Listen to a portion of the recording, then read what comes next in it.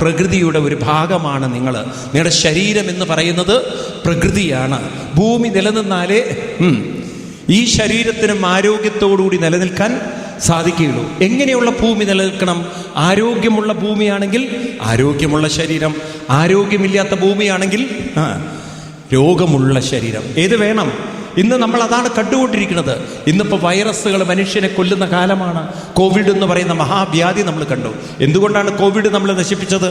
അതെന്ന് മനസ്സിലാക്കണം. ശരീരത്തിന് പ്രതിരോധിക്കാനുള്ള അവർക്ക് പറയൂ നിങ്ങൾ ശക്തി നഷ്ടപ്പെട്ടു. എങ്ങനെ ഈ ശക്തി നഷ്ടപ്പെട്ടത്? ഇതിനെക്കുറിച്ചൊക്കെ കുറച്ച് ഗൗരവമായി ചിന്തിക്കണ്ടേ? വേണോ വേണ്ടയോ? ഞാൻ ഈ ഒരു വിഷയം പറയുമ്പോൾ നിങ്ങൾ അത്ര ഗൗരവത്തിൽ എടുക്കില്ല. കാരണം അങ്ങനെയൊക്കെ ചിന്തിക്കാനുള്ള ഒരു ഭാഗവതമായി നിങ്ങൾ ഭാഗവത്തെ കണ്ടിട്ടില്ല. നിങ്ങളിതിനെ വെറും കഥയായിട്ട് കാണുകയാണ്.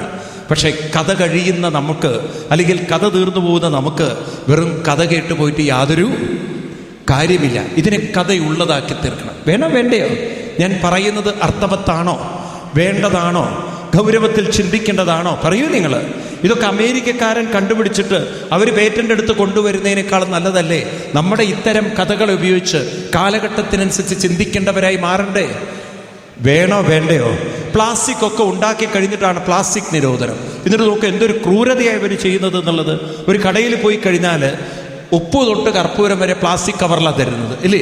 അത് കൊണ്ടുപോകാൻ മാത്രം പ്ലാസ്റ്റിക് കവർ നിരോധിക്കണമെന്ന്. എടോ പൊട്ട, നീ തരുന്ന പഞ്ചസാരയൊക്കെ പ്ലാസ്റ്റിക്കിലല്ലേ? അതൊക്കെ നിനക്ക് പ്ലാസ്റ്റിക് തരാന്നുണ്ടെങ്കിൽ കൊണ്ടുപോകാൻ ഒരു കവർ മാത്രം പ്ലാസ്റ്റിക് അല്ലില്ല, കൊണ്ടുപോകാൻ പാടില്ല എന്നാണ്.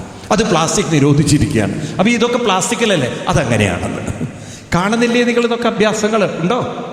എന്താ ഒന്നും ഇണ്ടാത്തത് നിങ്ങൾ? അപ്പോൾ പ്ലാസ്റ്റിക്കിനെയൊക്കെ നിരോധിച്ചു എന്ന് പറയുമ്പോഴും പ്ലാസ്റ്റിക്കിനെ നിരോധിക്കാൻ പൂർണ്ണമായും സാധിക്കുന്നില്ല. അതിന് സബ്സ്റ്റിറ്റ്യൂട്ട് ഇപ്പോഴും കൊണ്ടുവരാൻ പറ്റുന്നില്ല. ഉണ്ടോ ഇല്ലയോ?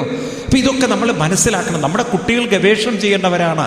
ഓരോ സ്കൂളുകളും ഗവേഷണം ചെയ്യേണ്ടതാണ്. എന്താണ് ഇതിനൊക്കെ ഒരു പരിഹാരമായിട്ടുള്ളത്? വേണ്ടയല്ലേ? വേണ്ടതാണോ അല്ലയോ?